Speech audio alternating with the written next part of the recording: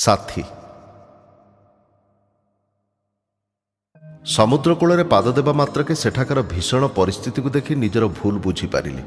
ଘରୁ ବାହାରିଲା ବେଳକୁ ବହୁଥିବା ପବନ ରୀତିମତ ଝଡ଼ର ରୂପ ନେଲାଣି। ଝଡ଼ର ବିକଟାଳ ଶବ୍ଦ ସାଙ୍ଗକୁ ସମୁଦ୍ରର ଘୋ ଘୋ ଗର୍ଜନ ବେଳାଭୂମି ଲାଗୁଛି ଏକବାର ଭୟଙ୍କର। ଘରୁ ନ ବାହାରିଥିଲେ ବରଂ ଭଲ ହେଇଥାନ୍ତା। ହେଲେ ଖୁସିରେ ହଉ କି ଦୁଃଖରେ ହଉ କି ଦୁଇଟାର ମିଶାମିଶିରେ ହଉ ଅବା ଦୁଇଟା ଭିତରୁ କୋଉଟା ବି ନ ହେଉ, ସମୁଦ୍ର ହିଁ ତ ମୋର ସବୁବେଳର ସାଥୀ।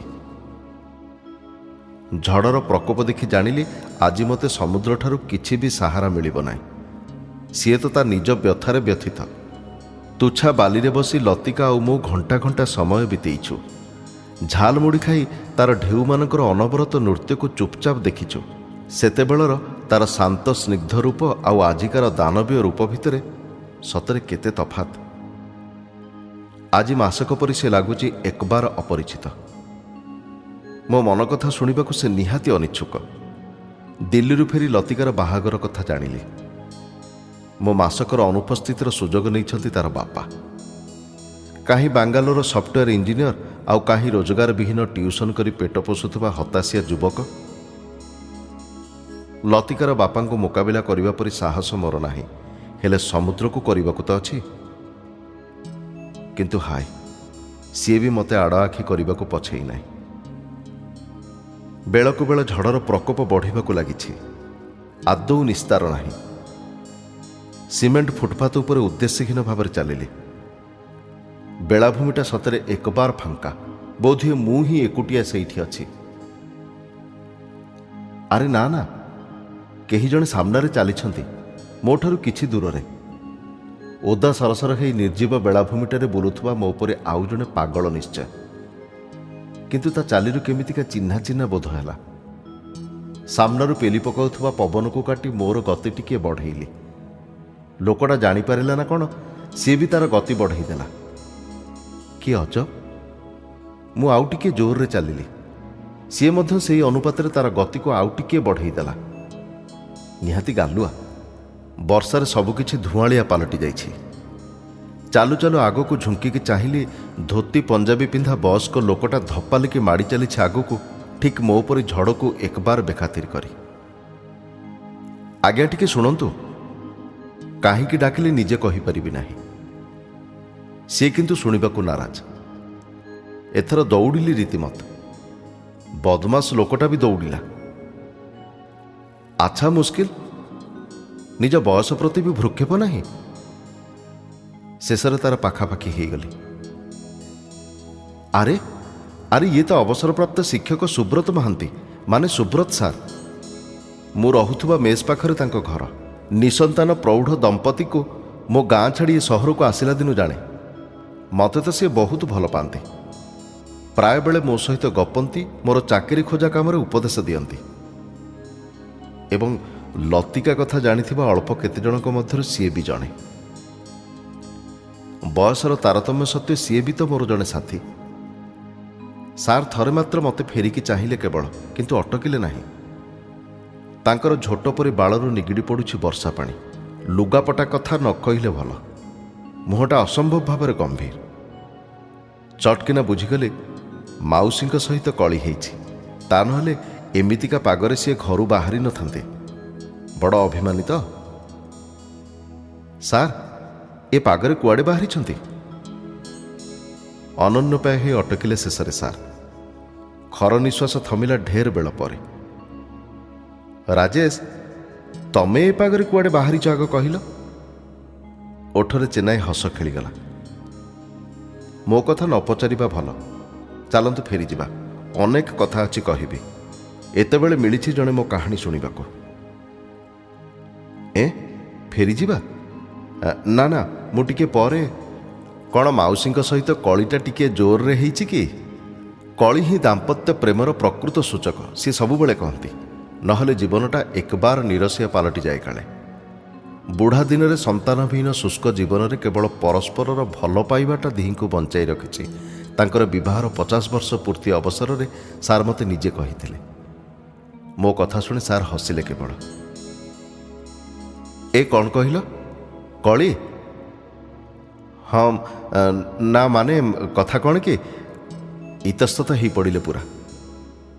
ପବନର ବେଗଟା ଆଉ ଟିକିଏ ବଢ଼ିଗଲା। ସ୍ଥିର ହୋଇ ଠିଆ ହେବା ବି କଷ୍ଟ ହେଉଛି। ଜୋର କରି ତାଙ୍କୁ ଟାଣି ନେଲି ରାସ୍ତାକଡ଼ ଗୋଟିଏ ହୋଟେଲର ବାରଣ୍ଡା ଉପରକୁ। ଦିଲ୍ଲୀରୁ କେବେ ଫେରିଲ? କାଲି ରାତିରେ। ଇଣ୍ଟରଭ୍ୟୁ କେମିତି ହେଲା? ଖରାପ। ତୁମ ମୁହଁ କାହିଁକି ଶୁଖିଯାଇଛି? ଦେହ ଭଲ ଅଛି ତ? ଦେହରୁ କ'ଣ ପାଇବି, ହୃଦୟ ତ ଭାଙ୍ଗି ଯାଇଛି। ଲତିକାର ବାହାଘର କଥା କହିଲି। ନୀରବରେ ଶୁଣିଲେ ସାର୍। ଭ୍ରୁଲତା କୁଞ୍ଚିତ ହେଲା କିଛି କ୍ଷଣ। ଯାହା ହେଲା ଭୁଲିଯାଅ। ଠାକୁରଙ୍କର ଯାହା ବରାଦ। ତମ ପାଇଁ ବୋଧହୁଏ ଆଉ ଜଣେ କେହି ଅଛି। ଓଠରେ ଜବରଦସ୍ତିଆ ହସଟେ ଟାଣି କହିଲେ। ଏଠି ଠାକୁର କୋଉଠୁ ଗଳି ପଡ଼ିଲେ? ପ୍ରଚଣ୍ଡ ବିରକ୍ତ ଲାଗିଲା ତାଙ୍କ କଥା। 2 ବର୍ଷର ସମ୍ପର୍କକୁ ଭୁଲିଯିବି, ଏତେ ସହଜ କଥା? ଜଣେ ନିହାତି ଅଜଣା ଓ ଅପରିଚିତ ଲୋକ ସାଙ୍ଗରେ ଲତିକା ଦିନ କାଟିବ, ଅଥଚ ମୁଁ ତାକୁ ଭୁଲିଯିବି? ସାର୍ଙ୍କୁ କେମିତି ବୁଝେଇବି ବାଟ ପାଇଲି ନାହିଁ। ଲତିକା କଥା ଜାଣିଲା ପରଠାରୁ ମୋତେ ପରା ସିଏ ନିଜେ ସବୁବେଳେ ଚୁପ୍ ଚୁପ୍ ଥଟ୍ଟା କରନ୍ତି। ଆଶା କରୁଥିଲି କିଛି ସମବେଦନା ତାଙ୍କଠାରୁ। ଏମିତିକା ନିରସିଆ କଥା ଆଦୌ ନୁହଁ। ସାର୍, ଆମ ସମ୍ପର୍କ କେତେ ଗାଢ଼ ଆପଣ କଳ୍ପନା କରିପାରିବେନି।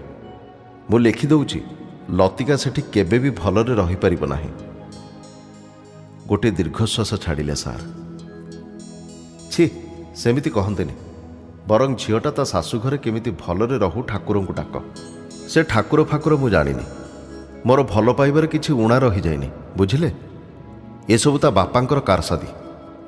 ଲୋକଟା କ'ଣ ପାଇଲା କେଜାଣି ଦୁଇଟା ହୃଦୟକୁ ଏମିତି ଅଲଗା କରିଦେଇ। ଭାଙ୍ଗି ପଡ଼ନି ରାଜେଶ, ଏତିକିରେ ଜୀବନ ସରିଯିବ ନାହିଁ। ଆଗକୁ ଯିବା ଛଡ଼ା ଜୁ ଆମର ନାହିଁ। ଏ ରାସ୍ତାରେ ଆମେ କାଳେ ଏକଦମ ଏକା। ସାର୍ ଶୂନ୍ୟକୁ ଚାହିଁଛନ୍ତି। ନୀରବରେ ଚାହିଁ ରହିଲି ତାଙ୍କ ମୁହଁକୁ।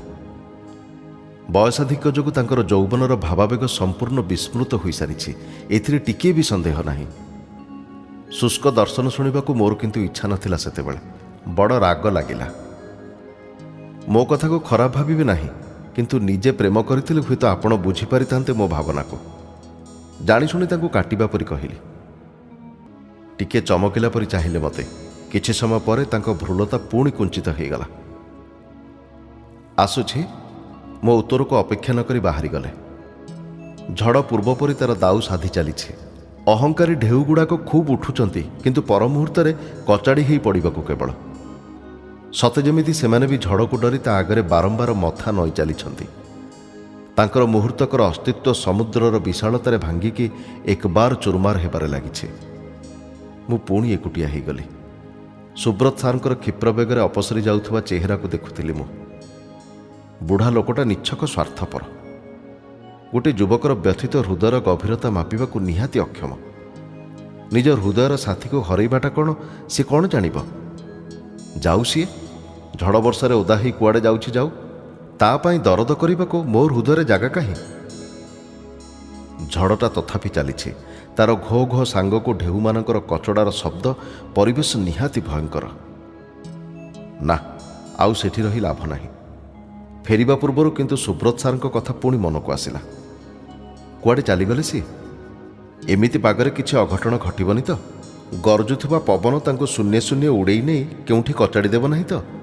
ଏ ବୟସରେ କଳି କରି ଘରୁ ବାହାରି ପାରୁଛନ୍ତି, ଏହା ହିଁ ଆଶ୍ଚର୍ଯ୍ୟ। କି ଜିଦଖୋର ଲୋକ କେଜାଣି।